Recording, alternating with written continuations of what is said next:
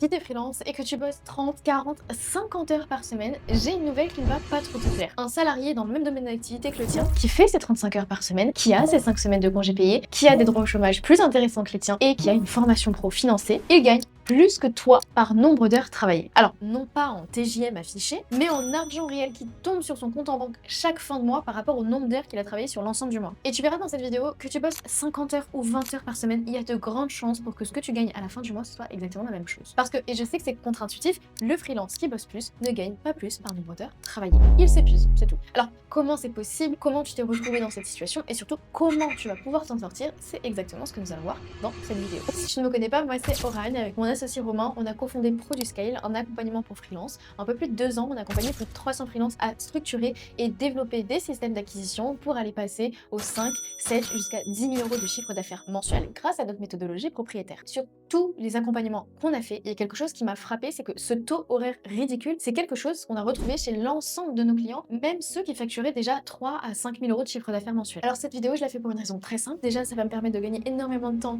pendant les heures de coaching par rapport à toutes les personnes qui regardent cette vidéo qui vont nous rejoindre plus tard. Mais toi, ça va te faire gagner énormément d'heures sur ta semaine pour que tu puisses avancer sur des choses beaucoup plus intéressantes, c'est-à-dire ton business. Alors, pour commencer, je vais te donner l'exemple de 2 profils de freelance que je vois tout le temps. Le premier, c'est celui qui bosse peu, 15, 20, 25 heures par semaine max. Du coup, bah forcément, il n'arrive pas à se sortir énormément d'argent, on va dire 1000, 1005 max. Il galère à remplir son agenda, il a l'impression de ne pas avancer, quoi. Alors que le deuxième, il bosse beaucoup plus, genre 50, 60, 65 heures par semaine, donc il arrive à se sortir entre 2K5 et 5000 euros par mois. Il est crevé, mais il a l'impression d'avancer parce qu'il travaille beaucoup. En fait, ces deux situations, elles sont complètement différentes, ces deux quantités de travail qui sont totalement différentes également, sauf qu'à la fin du mois, bah, ces deux-là, ils ont un point commun qui fait vraiment mal. Et si tu te reconnais dans un de ces deux profils, tu vas comprendre pourquoi tu stagnes depuis des mois. Donc, pour que ce soit très concret, on va sortir la calculatrice. Le freelance numéro 1, il travaille, on va dire, 20 heures par semaine. Il se sort, on va dire, 1000 euros par mois. Allez, 1500 euros par mois si on est sympa. Sur un mois, ça fait à peu près 80 heures par semaine, donc 1500 euros divisé par 80, ça fait 18,75 euros de l'heure, sans compter l'URSSAF, etc. Le freelance numéro 2, il travaille 50 heures par semaine, on va dire qu'il fait 3000 euros par mois. Sur un mois, ça fait 200 heures. 3000 euros divisé par 200, ça fait 15 euros de l'heure. Je répète, si on n'a pas compris là, le mec ou la meuf qui travaille 50 heures par semaine gagne moins en taux horaire que la personne qui travaille 20 heures par semaine. En fait, le deuxième est plus occupé, plus crevé, plus stressé. Et en fait, oui, sur l'ensemble, il est mieux payé, mais quand tu ramènes à quelque chose de beaucoup plus pragmatique, ben, il n'est pas mieux payé en fait. Et les deux, tu sais combien en fait ils gagnent finalement par heure? C'est à peu près ce que gagne un serveur chez McDo ou un manager chez McDo. Ça fait mal, hein. Parce qu'en fait, le SMIC net, il est à peu près autour de 9,40 € de l'heure. Un freelance, un 15 euros par heure sur le papier, bah, il gagne plus, sauf que bah, il n'a pas de congé payé. Il a l'URSSAF, les 23 et quelques pourcents à payer, il n'a pas de mutuelle d'entreprise, il n'a pas de cotisation chômage aussi intéressante, et bah, aussi, derrière, il y a des impôts, etc. Donc en fait, si tu prends de la hauteur et que tu mets toutes ces métriques sur la table, l'avantage du freelance par rapport au salarié n'est pas si avantageux. En fait, tu payes le prix d'un statut indépendant pour le confort financier d'un serveur McDo. Il faut remédier à ça. Sur le long terme, c'est pas possible de continuer à travailler comme ça. Mais alors pourquoi? En fait, il y a un piège énorme dans lequel 90% des freelances, je pense, tombent, et ce piège, il a un nom. Cal Newport, qui est un professeur à Georgetown University, a écrit un livre intitulé Deep Work, que tu as très certainement vu passer, et il appelle ce piège de Business as Proxy for Productivity. En anglais, ça veut dire, en français, pardon, ça veut dire que quand t'as pas de vraie façon de mesurer ta productivité, tu te rabats sur un truc qui est super visible. En l'occurrence, ce truc qui est très visible, c'est est-ce que tu es occupé ou est-ce que tu n'es pas occupé. Avoir Slack ouvert, répondre à tes emails, être H24 disponible pour tes clients, si t'envoies un message, tu vas directement l'appliquer, poster quelque chose, avoir 15 ouverts, te dire ok, je vais lire cette vidéo YouTube, je vais lire cette newsletter, je vais X, je vais Y. En fait, tu jumps tout le temps d'une situation à une autre, t'es toujours ultra disponible, en fait, du coup, t'es occupé, tu n'es pas productive, tu es juste occupé. Et en fait, c'est là que ça devient vraiment vicieux. Parce que oui, certains freelances procrastinent vraiment en bah, faisant des tâches devant Netflix, mais factuellement, le cerveau, déjà qu'aujourd'hui, notre cerveau est TikTokisé, si en plus tu lui fais faire deux choses en même temps, tu vas pas avancer très rapidement. Et j'exagère pas, hein, parce qu'il y a beaucoup de gens qui font ça. Euh, Ce serait trop simple. En fait, la majorité, ils procrastinent en ayant l'air de bosser, comme ça les déculpabilise. Mais en vrai, c'est pire. Autant ne rien faire et juste regarder Netflix ou te mettre en deep work et travailler sur tes tâches. Donc en fait, il y a aussi d'autres choses qui sont totalement inutiles et qui te donnent l'impression d'avancer alors que tu n'avances pas. C'est refaire ton site pour la quatrième fois de suite alors que tu n'as aucun système d'acquisition pour que les gens arrivent sur ton site. C'est regarder 3-4 vidéos YouTube sur comment trouver tes clients au lieu de te bouger les fesses pour en trouver un. C'est de passer 45 minutes à choisir l'outil de facturation parfait, mais tu n'as toujours pas de facture à envoyer et qu'il y a des outils qui sont gratuits et simples auxquels tu as déjà accès et qui font très très bien le taf. D'ailleurs, si jamais vous voulez un outil de facturation, je vous mets un lien d'un outil que moi j'utilise en commentaire.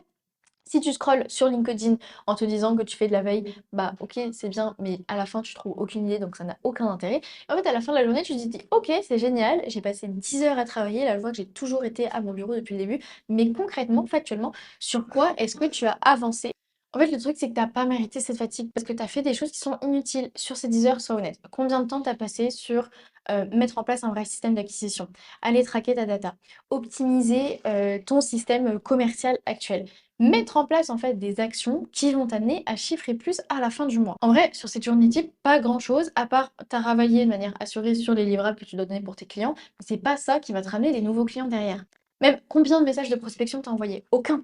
Donc, ça n'a aucun intérêt pour toi de travailler comme ça. C'est de la procrastination déguisée. Je vais te donner un exemple d'un profil qu'on a accompagné. Thomas, c'est le profil typique qu'on a déjà vu plein de fois passer. Il est web designer freelance, son TGM est à peu près affiché à 400 euros, donc sur le papier, s'il bossait 20 jours par mois, il devrait faire 8000 euros de chiffre d'affaires. Voici ce qui se passait dans la vraie vie. 2 jours par semaine à prospecter, mais sans système. Donc en fait, il abandonnait très rapidement, il mettait en place des actions qui n'avaient aucun intérêt pour lui, donc en fait, il s'épuisait juste. Bref, il abandonne derrière. Une demi-journée d'admin pour faire les factures, pour s'assurer que l'URSSAF est OK, pour relancer ses paiements en attente, etc. Une demi-journée de formation, c'est-à-dire juste regarder des vidéos YouTube sans les appliquer derrière. 2-3 calls découvertes par mois qui convertissent pas. Et là, je suis vraiment gentille parce que la plupart du temps, bah, quand tu n'as pas de système d'acquisition qui est en place, tu vas te reposer en te disant ok, je vais me mettre sur Malte et je vais attendre qu'il y ait des petites missions potentielles à 300 euros qui tombent et voir si je fais des appels découvertes, mais que ça ne close pas parce que tu n'as pas de système intéressant ni de système de différenciation. Mais en fait, pourquoi ça se passait comme ça? Parce qu'il n'y a aucune construction en amont qui avait été mise en place. Quelques heures de retouches gratuites par-ci par-là pour des projets qui avaient déjà été délivrés, sur lesquels il n'était pas payé plus. Et donc, en fait, sur les 20 jours ouvrés, Thomas facturait vraiment 10 à 12 jours maximum pour ses clients, ceux qui faisaient rentrer via son bouche à oreille, etc. Donc, son CA réel, il était entre 2000 et 3000 euros les jours où ça se passait bien. Mais il a bossé 40 à 50 heures dans sa semaine, soit à peu près 200 heures de travail sur le mois. Donc si on refait le calcul, 3000 divisé par 20, ça faisait moins de 20 euros de l'heure, 16 euros et quelques. Et ça, c'est avant les impôts, c'est avant le matériel, c'est avant le paiement des logiciels, l'ordinateur, la mutuelle, etc. Donc en fait, en net, il était probablement autour plus des 13-14 euros de l'heure pour un développeur web, donc qui fait ça depuis des années et qui crée des choses pour les entreprises qui vont leur permettre d'aller chercher plus de visibilité ou plus de conversion.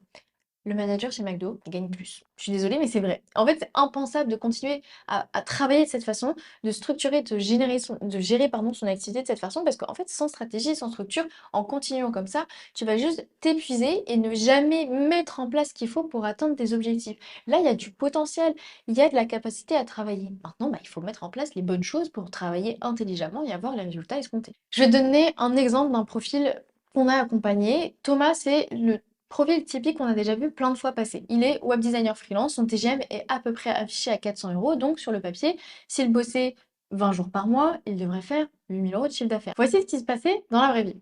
2 jours par semaine à prospecter, mais sans système. Donc en fait, il abandonnait très rapidement, il mettait en place des actions qui n'avaient aucun intérêt pour lui, donc en fait, il s'épuisait juste. Bref, il abandonne derrière.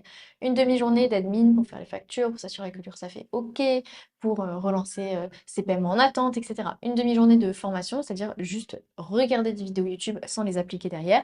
2-3 calls découvertes par mois qui convertissent pas. Et là, je suis vraiment gentille parce que la plupart du temps, bah, quand tu n'as pas de système d'acquisition qui est en place, tu vas te reposer en te disant ok, je vais me mettre sur Malte et je vais attendre qu'il y ait des petites missions potentielles à 300 euros qui tombent et voir si je fais des appels découvertes, mais que ça ne close pas parce que tu n'as pas de système intéressant ni de système de différenciation.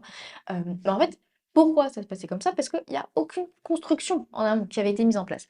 Quelques heures de retouches gratuites par-ci par-là pour des projets qui avaient déjà été délivrés, sur lesquels il n'était pas payé plus. Et donc en fait, sur les 20 jours ouvrés, Thomas facturait vraiment 10 à 12 jours maximum pour ses clients, ceux qui faisaient rentrer via son bouche à oreille, etc. Donc son CA réel, il était entre 2000 et 3000 euros les jours où ça se passait bien.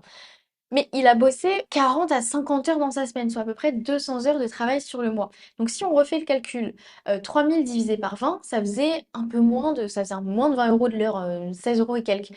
Et ça, c'est avant les impôts, c'est avant le matériel, c'est avant le paiement des logiciels, l'ordinateur, la mutuelle, etc. Donc en fait, en net, il était probablement autour plus des 13-14 euros de l'heure pour un développeur web, donc qui fait ça depuis des années et qui crée des choses pour les entreprises qui vont leur permettre d'aller chercher plus de visibilité ou plus de conversion. Le manager chez McDo gagne plus. Je suis désolée, mais c'est vrai. En fait, c'est impensable de continuer à travailler de cette façon, de structurer, de gérer pardon, son activité de cette façon, parce qu'en fait, sans stratégie, sans structure, en continuant comme ça, tu vas juste t'épuiser et ne jamais mettre en place ce qu'il faut pour atteindre tes objectifs. Là, il y a du potentiel, il y a de la capacité à travailler. Maintenant, il faut mettre en place les bonnes choses pour travailler intelligemment et avoir les résultats escomptés. Mais alors, comment est-ce que tu peux sortir de ce cercle vicieux? Je pense que tu connais très certainement la loi de Pareto qui est que tu récoltes 80% de résultats pour 20% d'efforts. C'est devenu un peu un cliché du développement personnel. Et le problème, c'est que personne ne l'applique à son business de freelance. C'est-à-dire que les entrepreneurs avancés, ils connaissent cette loi, ils l'appliquent pour leur activité, pour leur sport, pour leur nourriture, enfin dans plein en fait de pans de leur vie, mais quasiment personne ne l'applique en tant que freelance. Alors, voici ce que tu dois faire. Bah, tu prends une feuille, un stylo, tu prends ton Notion, enfin bref, peu importe, tu prends de quoi écrire et tu dois suivre l'exercice que je vais t'expliquer. Idéalement, cet exercice, là, tu prends des notes et ce soir, ou dès que tu as fini cette vidéo YouTube, tu fermes ton ordinateur, tu le fais parce que c'est extrêmement important pour avancer correctement. Et là, j'en profite pour te dire un truc important, c'est que tu dois impérativement avoir des moments dans ta semaine où tu travailles sur ta stratégie, typiquement sur ce genre de choses. Si tu veux pas investir sur toi et te faire accompagner par quelqu'un qui est déjà passé par là, tu es obligé de te poser un certain nombre d'heures par semaine pour travailler là-dessus. Le principe d'être entrepreneur, c'est de stratégiser ses actions. Et c'est pour ça qu'il y a des mentorings qui existent. C'est qu'il faut mettre en place des choses pour aller atteindre ses objectifs. Et si tu prends pas de la hauteur sur tout ce que tu fais, tout ton cambouis du quotidien, en fait, tu pourras difficilement sortir un peu la tête de tout ça et puis mettre en place les bonnes actions pour aller chercher les résultats que tu veux aller chercher. Bref, fermeture de cette parenthèse. Donc, concernant l'exercice. Donc, étape 1, tu listes tout ce que tu fais dans une semaine type. Vraiment tout, du moment où tu ouvres ton ordinateur le lundi matin jusqu'au moment où tu le fermes le vendredi soir, ou le samedi soir, idéalement. Donc, tes 20 minutes de scroll sur LinkedIn, tes 40 minutes à chercher un template Notion. D'ailleurs, on a créé un super template Notion qu'on partage à nos clients, qu'on a fait faire par un expert Notion à plus de 1000 euros au sein de l'accompagnement, si jamais ça t'intéresse. Tes 30 minutes à hésiter à envoyer tel ou tel petit mail. Genre, vraiment, sois honnête, fais une rétrospective complète. Étape 2, tu vas classer chaque activité dans une de ces trois catégories. La catégorie A, c'est celle qui va directement te générer du chiffre d'affaires. Donc, livrer un projet, closer un prospect, envoyer une facture, upseller un client, enfin vraiment ce que tu fais pour aller chercher du chiffre et pour augmenter ton chiffre. La catégorie B, c'est les actions qui vont préparer un chiffre d'affaires futur. Donc, en gros, toute la partie acquisition et commerciale. Publier du contenu stratégique, prospecter, mettre en place une stratégie de monétisation organique, contacter des prospects qualifiés, relancer des anciens clients, te mettre en place sur d'autres canaux d'acquisition, te former sur les nouvelles stratégies à développer puisque ton marché il évolue, etc., etc. Donc vraiment toute la partie acquisition et commerciale. La catégorie C, c'est vraiment tout le reste. L'administratif, la recherche d'outils, les pseudo-formations que tu ne vas jamais appliquer, le networking sans attention, refaire ton site pour la 5e fois, refaire ta bannière LinkedIn, enfin, en vrai tout ce que tu fais qui ne vend pas en fait concrètement. Tant que tu n'as pas de prospects qui vendent derrière ces actions, à part l'administratif, ça ne sert pas à grand chose. Bref, tu as ces trois catégories. Celle qui génère du chiffre, celle qui prépare en fait ton futur CA et tout le reste. L'étape numéro 3 maintenant, c'est de calculer le pourcentage de temps passé dans chacune de ces catégories. Et là, je te garantis une chose, c'est que dans la catégorie C, tu vas assurément avoir au moins 40% de ta semaine, des actions de ta semaine qui seront rangées dans ta catégorie C. Pourquoi je le sais? Parce que en fait, j'ai beaucoup de freelances que j'accompagne, donc au moment où ils rejoignent l'accompagnement, ils passent allez, 50, 60 serait peut-être un peu exagéré, mais 50-55% de leur temps dans la catégorie C. Vraiment, c'est sincère, hein. En fait, l'objectif ici, ça va pas être de supprimer la catégorie C, elle est importante, c'est des choses purement opérationnelles qu'il faut faire, mais il va falloir essayer de la compresser au maximum parce que c'est pas normal de passer autant de temps pardon, sur quelque chose qui ne te ramène pas de chiffres directement. Donc là, il faut vraiment que tu organises ta semaine de manière beaucoup plus réfléchie. En fait, au lieu de suivre une énième formation gratuite sur YouTube, prends un réel accompagnement que tu vas suivre et que tu vas appliquer. Au lieu de réfléchir 10 000 ans à est-ce que je pourrais faire ci, j'ai peur de faire ça, eh bien, va te faire accompagner par quelqu'un qui est déjà passé par là. Au lieu de te dire est-ce que mes prospects ils vont être intéressés par mon offre, va les contacter. Enfin bref, donc en fait, tu vas jamais pouvoir supprimer cette catégorie, mais le but en fait, c'est de d'optimiser cette catégorie et de prendre, enfin de réinvestir le temps que tu gagnes sur la catégorie C dans la catégorie A et surtout dans la catégorie B. En fait, pour chaque heure que tu déplaces du C vers le A ou du C vers le B, bah, c'est littéralement de l'argent supplémentaire qui rentre dans ta poche à la fin du mois. D'ailleurs, j'ai créé une ressource concernant l'organisation type qu'il faut adopter en tant que freelance. Je la mettrai dans la description directement pour pouvoir la télécharger. Je pense que ça va être vachement utile. Et maintenant qu'on a fait cet exercice qui est très très important, je vais te donner deux trois fuites que je vois systématiquement chez les freelances qu'on accompagne. C'est vraiment celles qui vont plomber en fait ton taux horaire, celui que tu as calculé au début de cette vidéo. La fuite numéro un, ce sont les appels découvertes qui ne sont pas qualifiés.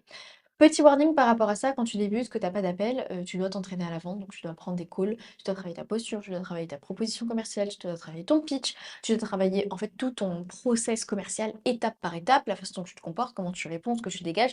Donc il y a quand même un stade où tu es obligé de prendre un ensemble d'appels, qui soient qualifiés ou pas, on s'en fiche. Le but c'est vraiment de t'entraîner, non pas de closer.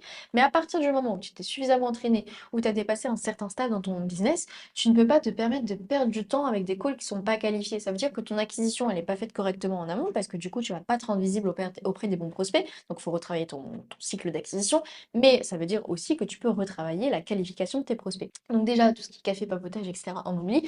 Le prospect qui n'a pas vraiment de projet concret, qui vient vraiment juste abonner ou parer un petit peu les choses, bah, c'est ciao, bye bye. Je discute avec lui par message, potentiellement.